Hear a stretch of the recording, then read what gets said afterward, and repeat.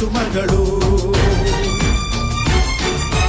ಹರಿಯುವ ನದಿಯ ನೀರಲ್ಲ ಅವಳ ಎದೆಯ ಅಮೃತವು, ಧುಮುಕುವ ಜೋಗದ ಸಿರಿಯಲ್ಲಿ ತುಂಬಿದ ನಗೆಯ ನರ್ತನವು.